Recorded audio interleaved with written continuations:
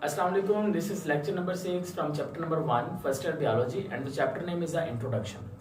आज का टॉपिक जो डिस्कस करना है उसमें पहली चीज डिस्कस करेंगे टिश्यू लेवल, दूसरी चीज ऑर्गन लेवल, तीसरी चीज ऑर्गन सिस्टम लेवल।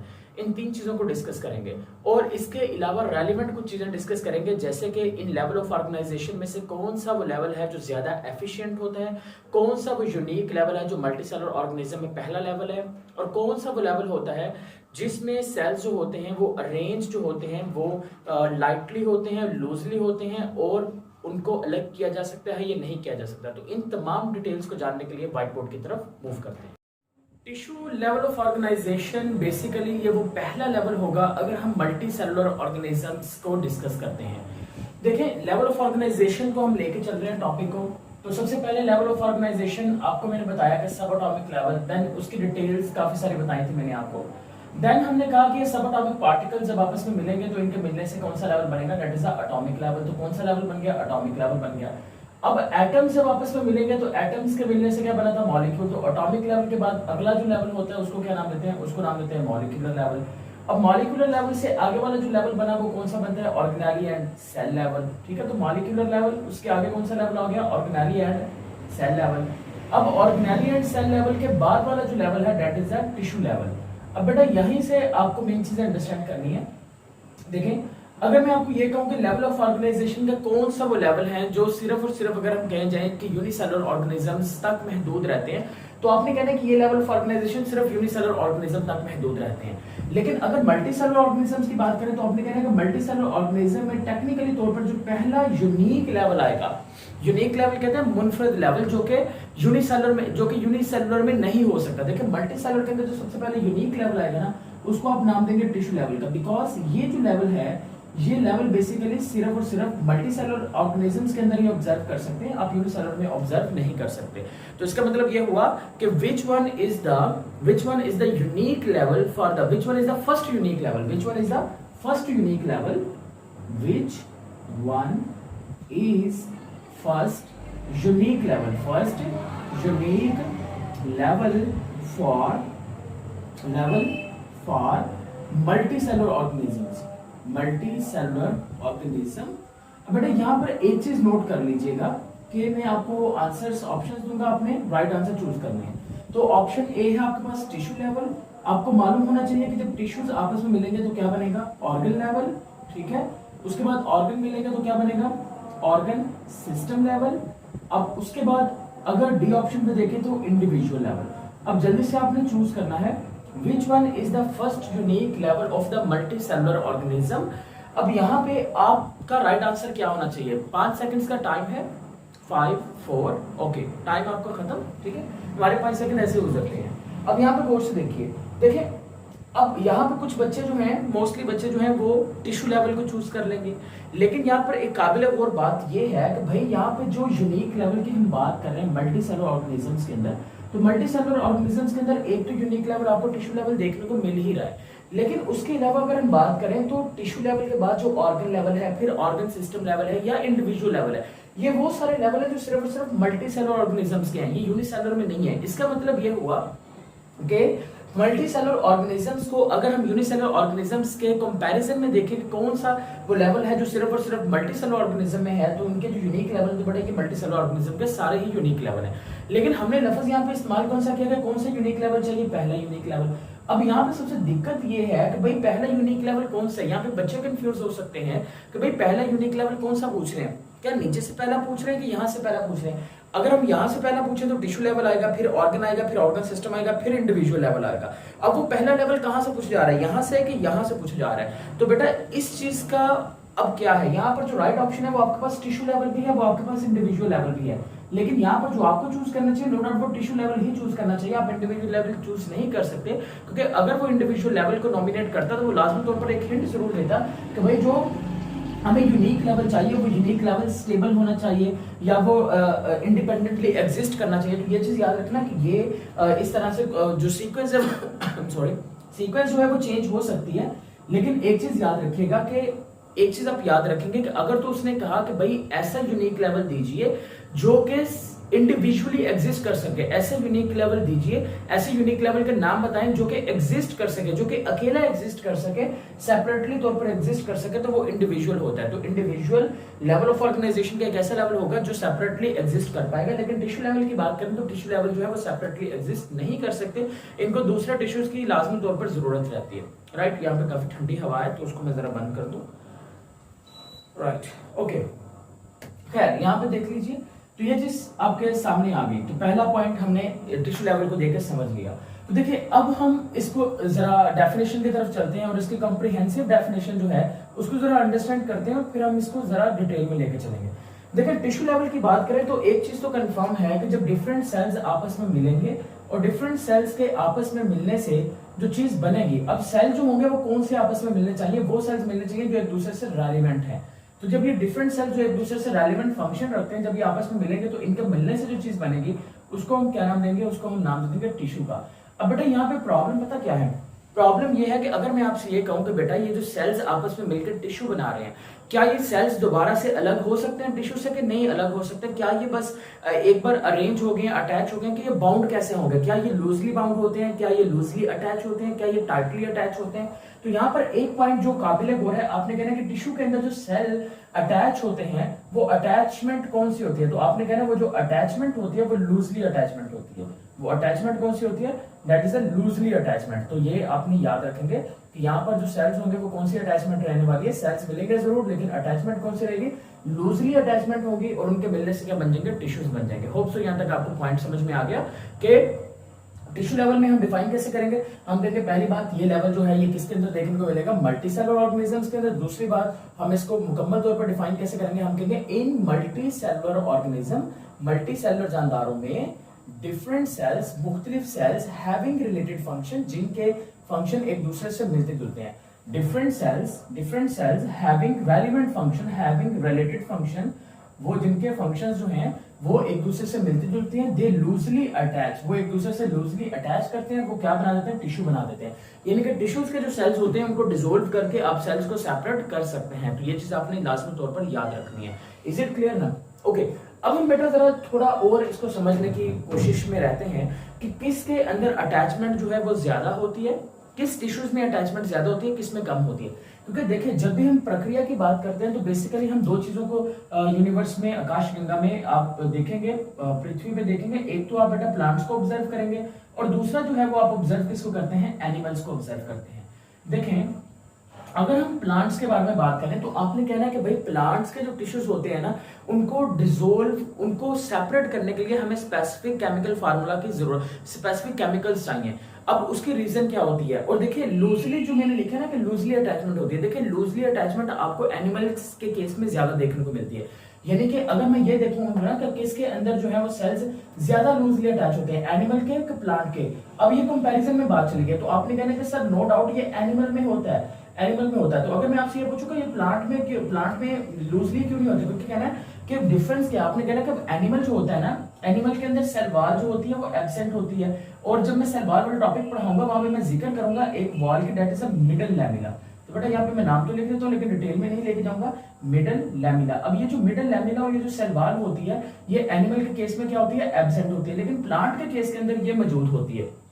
और यही वो चीज है जो कि सेल्स को आपस में मिलाकर टिश्यूज तो बनाती है लेकिन उसको इजीली यानी कि लूजली अटैच करने की अनुमति नहीं दे सकती। अब इसी तरह से ये चीज आपने याद रखनी है। यहाँ पे देखिए सेल्स जो है वो एक दूसरे के साथ मिलेंगे जरूर, लेकिन उनके दरमियान में इनको जो अटैच करने के यहाँ पे काम होगा, देखिए ब्लू से मैं बना रहा हूँ, ये जो चीज होगी ना इसको आप नाम देंगे मिडल लैमिना। तो ये चीज आपने याद रखनी है कि मिडल लैमिना सेल वॉल की एक लेयर का नाम होता है जो सेल्स को आपस में बाइंड करके रखती है ताकि वो सेल्स आपस से अलग ना हो सके।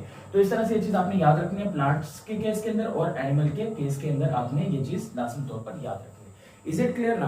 तो टिश्यू लेवल में हमने क्या बात की अभी तक, हमने एक डेफिनेशन को देखा, फिर हमने उनके अटैचमेंट को लेकर बात की, एनिमल को लेकर बात की, प्लांट्स को लेकर बात की। अब हम इसके एग्जांपल्स को लेकर बात कर लेते हैं। देखिए अगर हम एग्जांपल्स को लेकर बात करें तो पहली एग्जांपल्स आप प्लांट्स के अंदर देख लीजिए। पहली एग्जांपल में बेटा मैं यहाँ पे लिख दूंगा जाइलम के बारे में लिखूंगा और दूसरी एग्जांपल में लिखूंगा फ्लोएम के बारे में। जाइलम और फ्लोएम के बारे में ये चीज याद रखने के बेटा ये क्या होते हैं, दीज आर द टिश्यू। ये टिश्यू क्यों होते हैं, बिकॉज जाइलम और फ्लोएम जो होते हैं बेटा ये डिफरेंट सेल्स के मिलने से बनते हैं। जैसे कि अगर मैं चंद एक आपको नॉमिनेट कर देता हूँ, फ्लोएम की बात करते हैं, फ्लोएम के अंदर आपको कंपेनियन सेल देखने को मिलेंगे, सीप एलिमेंट्स देखने को मिलेंगे। इसी तरह से जाइलम के अंदर आपको ट्रैकिड्स देखने को मिलते होते हैं। तो ये जितने भी सेल्स इनके अंदर डिफरेंट सेल्स जो होते हैं वो मिलते हैं, जो कि आप पढ़ के आए, क्लास है आपकी 9th बायोलॉजी चैप्टर नंबर 4, उसका आखिरी टॉपिक जो है वो आप लोगों ने लाजमी तौर पर पढ़ा होगा, राइट। तो ये बेटा देखिए xylem tissue and phloem tissue जो है ये देखिए इनके सेल्स जो है वो बजाते खुद मुख्तलिफ काम करते थे, यानी रेलिवेंट काम करते थे। अब वो जब वो मिलकर उन्होंने टिश्यू बनाया, अब उनका काम और हो गया। जैसे कि जाइलम का काम किस चीज का कंडक्शन होता है, पानी को कंडक्ट करना है, और फ्लोएम की बात करते हैं तो फ्लोएम किस चीज को कंडक्ट करता है, फूड को कंडक्ट करता है। तो बजाते खुद जब ये मिले तो इनका काम क्या हो गया, एक दूसरे से मुख्तलिफ हो गया। इस तरह से ये चीज आप ऑब्जर्व की आपने कि टिश्यू लेवल जो है वो किस तरह से आपको याद करना है। ये तो प्लांट्स के अंदर एग्जांपल हो गए। इसके अलावा और भी टिश्यूज होते हैं, ग्राउंड टिश्यूज होते हैं, उसके बाद एपिडर्मल टिश्यूज होते हैं, परमानेंट टिश्यूज होते हैं, मेरिस्मेटिक टिश्यूज होते हैं। There is a lot of kind of tissues, ठीक है। तो आप सिर्फ मेनली तौर पर ये दो याद कर लें, काफी रहेगा। उसके बाद अगर हम बात करें एनिमल के केस के अंदर, तो एनिमल के केस की बात करें तो एनिमल के अंदर आप याद किसको रखेंगे, आप मसल टिश्यू भी याद करेंगे, ग्लैंडुलर टिश्यू भी याद करेंगे। अच्छा, मसल्स टिश्यू, अगर मैं आपसे ये पूछूं कि हमारी बॉडी के अंदर सबसे ज्यादा जो पाए जाने वाला टिश्यू है वो कौन सा होता है, हमारी बॉडी एनिमल के अंदर ना प्रोमिनेंटली तौर पर 4 टिश्यूज रहते हैं, ठीक है। 4 तरह के बेसिकली आपको मसल्स भी देखने को मिलते हैं और टिश्यूज भी बुनियादी तौर पर 4 ही मेन होते हैं। बहुत सारे हैं लेकिन मेनली तौर पर हम 4 का जिक्र करते हैं। उनमें से एक है मसल टिश्यू, उनमें से दूसरा जिसको आप स्टडी के बगैर काम नहीं चल सकता, that is a nervous tissue, ये नर्वस टिश्यू होते हैं। और तीसरी जिसको हमें लाजमी तौर पर मुलाहिजा करना पड़ेगा वो आपके पास होते हैं, this one is a connective tissue, connective tissue. और फिर आगे हमारे पास epithelial tissue, epithelial tissue, epithelial tissue. समझ में आती बात? तो आपने ये चीज याद रखनी है कि बेटा ये सारे टिश्यूज होते हैं ये हमारी बॉडी में इंपॉर्टेंट रोल प्ले करते हैं। जैसे कि मसल टिश्यू मूवमेंट में हेल्प करते हैं, नर्वस टिश्यू पूरी बॉडी को कोऑर्डिनेट करने का काम करते हैं, कनेक्टिव टिश्यू बॉडी के जो पार्ट्स होते हैं उनको कनेक्ट करने का काम करते हैं, और एपिथेलियल टिश्यू ये हमारी बॉडी का जो स्किन वगैरह होती है उसको बनाने में इन्वॉल्व होते हैं। तो यहाँ तक हमारे जो डिस्कशन है दैट इज अबाउट ऑर्गेनाइजेशन का नेक्स्ट लेवल है हमारे पास ऑर्गन लेवल। तुम कौन हो भाई और इधर क्या कर रहे हो? लो जी, कर लो बात। अब मैं तुम्हें जादू से गायब करने वाला हूँ। Please please, I will be back. Level की बात करें तो ऑर्गन लेवल में एक यूनिक पॉइंट जो आपको याद रखना है वो है एफिशिएंसी से रेलिवेंट। देखिए ऑर्गन लेवल यानी कि ऑर्गन कैसे बनते हैं, तो पहली बार डिफाइन करना बहुत आसान है। हम क्या कहेंगे, हम कहेंगे लेवल ऑफ ऑर्गेनाइजेशन में जब मुख्तलिफ टिश्यूज आपस में मिलते हैं जिनका काम एक दूसरे से मिलता जुलता होता है, वो आपस में मिल के एक ही काम सर अंजाम देना शुरू करते हैं, तो वो क्या बना देंगे, ऑर्गन लेवल। यानी कि ऑर्गन लेवल कैसे बनेगा, जब मुख्तलिफ टिश्यूज जो हैं वो आपस में मिलते हैं, व्हेन डिफरेंट टिश्यूज, जब मुख्तलिफ tissues combines together, when different tissues having related functions combines together and perform same function, they will form the organ. तो वो क्या बना देंगे, वो ऑर्गन को बना देंगे। अब यहाँ पर अगर मैं आपसे ये पूछूं कि लेवल ऑफ ऑर्गेनाइजेशन के किस लेवल पे जो काम है वो ग्रेटर एफिशिएंसी के साथ हो रहा है, तो आपने कहना है कि ग्रेटर एफिशिएंसी के साथ जो काम है, अभी तक की बात मैं करूं, ऊपर से लेकर नीचे तक अगर अभी तक की बात करूं, तो आपने कहना है कि जो greater efficiency along with their function, greater efficiency along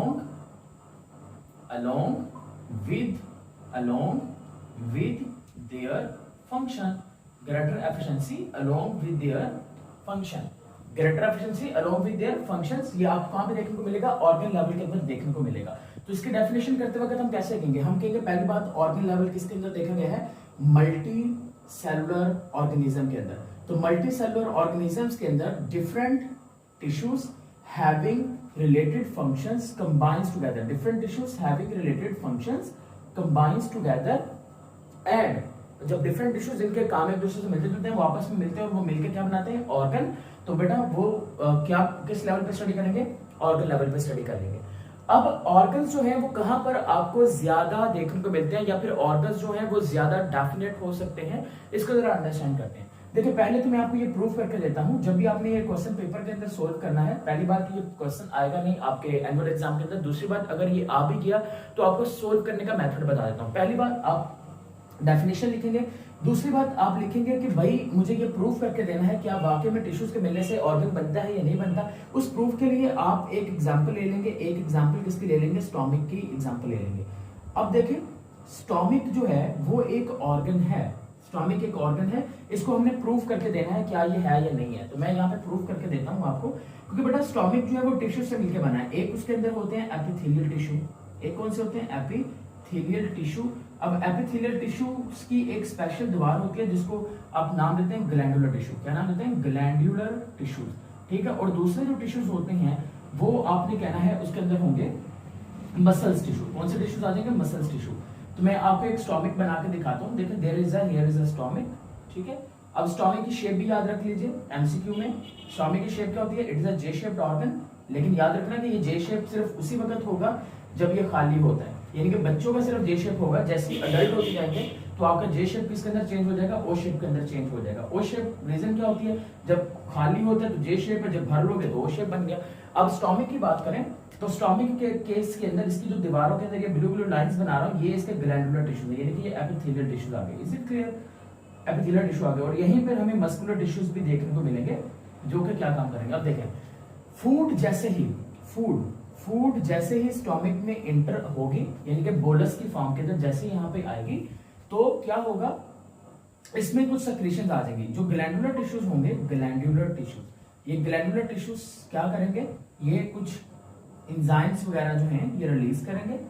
और अब एंजाइम्स को मिक्सिंग का जो काम होगा, देखिए ना, खुराक के अंदर एंजाइम्स तो ऐड कर दिए, लेकिन उस एंजाइम्स को मिक्स भी तो करना है ना फूड के साथ। तो हमारे जो मस्कुलर टिश्यू होंगे, हमारे जो मस्कुलर टिश्यू होंगे, ये क्या काम करेंगे? ये फूड और एंजाइम जो हैं उनकी मिक्सिंग का काम करेंगे। तो फूड और एंजाइम्स की मिक्सिंग की जो रिस्पॉन्सिबिलिटी होगी वो इनकी रहने वाली है। और पीछे अगर हम बात करें तो आप इसके बारे में बात कर लेंगे। होप सो यहाँ तक आपको बात समझ में आ गई। अब देखिए, अगर ग्लैंडुलर टिश्यू में एंजाइम रिलीज करें तो एंजाइम भी खार आपको डाइजेस्ट करने में हेल्प करता है। मसल टिश्यू जो है उनका काम भी उससे रेलिवेंट है, वो काम तो नहीं है लेकिन रेलिवेंट काम है। कैसा रेलिवेंट काम है? कि मसल टिश्यू खुराक के एंजाइम्स को मिक्स करने का काम करते हैं ताकि डाइजेशन अच्छे से हो सके। लेकिन दोनों का पर्पस एक है, दोनों जब मिले तो उन्होंने एक पर्पस से काम करना शुरू कर दिया, और वो क्या थी? डाइजेशन लफ्ज नहीं इस्तेमाल करेंगे, लफ्ज इस्तेमाल करेंगे सेमी डाइजेशन। तो सेमी डाइजेशन ऑफ फूड। अच्छा, स्टोमिक का प्राइमरी फंक्शन अगर आपसे पूछ लेना कि स्टोमिक का प्राइमरी फंक्शन होता है, तो स्टोमिक का primary function digestion of food नहीं होता, बल्कि इसका प्राइमरी फंक्शन क्या होता है? स्टोरेज ऑफ फूड रहता है, ठीक है। ये कुछ रेलिवेंट चीजें मैंने कहा साथ में आपको लिंक जोड़ के बताते हैं। तो बेटा यहाँ पे देख लीजिए कि क्योंकि ये खुराक के डाइजेशन में इन्वॉल्व होता है और इसके दोनों टिश्यूज जो हैं वो बेशक एक दूसरे से रेलिवेंट काम करते हैं, लेकिन जब उन्होंने मिलकर काम करना शुरू कर दिया तो उनकी एफिशिएंसी जो है वो इंक्रीज होगी। तो इसी तरह से ये बात साबित होगी क्योंकि स्टोमिक जो है वो एक ऑर्गन होता है। मान लीजिए अगर खुराक मिक्स ना होती तो क्या होता है? खुराक का कुछ हिस्सा जो है, देखिए यहाँ से एंजाइम रिलीज हो रहे हैं, तो वो खुराक जो यहाँ पर साइडों पे मौजूद है वो डाइजेस्ट हो जाती, और वो खुराक जो सेंटर के अंदर है वो डाइजेस्ट नहीं हो पाती। तो इसका मतलब यहाँ वाली खुराक जो है वो अच्छे से डाइजेस्ट नहीं हो पाती, लेकिन उस तमाम खुराक के एंजाइम के साथ डाइजेशन का जो काम था उसको किसने आसान कर दिया? मस्कुलर टिश्यू ने आसान कर दिया। तो इस तरह से ये चीज याद रखेंगे। इसकी बहुत सारी और भी एग्जाम्पल्स आपको देखने को मिलेंगे हमारी बॉडी के अंदर। अगर हम बात कर लें बेटा लंग्स के बारे में बात कर लें, स्टोमिक के बारे में बात कर लें, ब्रेन के बारे में बात कर लें, ठीक है। उसके बाद हम बात कर लें बेटा स्मॉल इंटेस्टाइन की बात कर लें, लार्ज इंटेस्टाइन की बात कर लें। तो ये जितनी भी इंटेस्टाइन, ठीक है, या पेंक्रियाज की बात कर लें या फिर लीवर की बात कर लेंगे, जितने भी बेटा आपके स्ट्रक्चर्स हैं ये सारे के सारे क्या हैं? ऑर्गन्स में कंसीडर्ड किए जाते हैं। Is it clear? तो ये बेटा आ गया आपका ऑर्गन लेवल। अब ऑर्गन लेवल से नेक्स्ट लेवल जो आगे वाला लेवल होगा उसको आप मान कर देंगे this one is known as organ system level. Organ system level में क्या याद रखेंगे? पहली बात ये दोबारा से वही कहेंगे कि ये बेटा किसके अंदर देखने को मिलेगा? Multi cellular organism. बेटा मैं इसको प्लांट के पर्सपेक्टिव से भी कवर करवाऊंगा, लेकिन एनिमल पर्सपेक्टिव से एक बार कवर कर लीजिए। तो मैं सीक्वेंस में लेके जा रहा हूँ आपको। तो पहली बात आप क्या कहेंगे कि मल्टी सेलुलर ऑर्गेनिजम्स के अंदर जब different organs, multi cellular organisms के अंदर जब डिफरेंट ऑर्गन्स जो हैं वो डिफरेंट ऑर्गन्स आपस में मिलते हैं, तो उन डिफरेंट ऑर्गन्स के आपस में मिलने से जो चीज बनेगी उसको आप क्या नाम देंगे? उसको आप नाम देंगे ऑर्गन सिस्टम। क्या नाम देंगे? ऑर्गन सिस्टम का नाम दे देंगे। Is it clear? तो डिफरेंट ऑर्गन्स के मिलने से क्या बन जाएगा? ऑर्गन सिस्टम बन जाएगा। अब हम चलते हैं ह्यूमन की बॉडी की तरफ कि हमारी बॉडी के अंदर ऑर्गन सिस्टम कौन से होते हैं। तो हमारी बॉडी के अंदर ऑर्गन सिस्टम की बात कर लें, डाइजेस्टिव सिस्टम है। उसके बाद नेक्स्ट सिस्टम कौन सा आएगा? हमारी बॉडी के अंदर एक्सक्रीटरी सिस्टम है। उसके बाद नेक्स्ट सिस्टम कौन सा आएगा? हमारी बॉडी के अंदर रेस्पिरेटरी सिस्टम है, हमारी बॉडी के अंदर नर्वस सिस्टम है। तो हमारी बॉडी में ऑलमोस्ट बहुत सारे सिस्टम्स आपको देखने को मिल जाएंगे और ये आप इसके एग्जाम्पल में देख सकते हैं। लेकिन अब हम प्लांट्स की तरफ चलते हैं।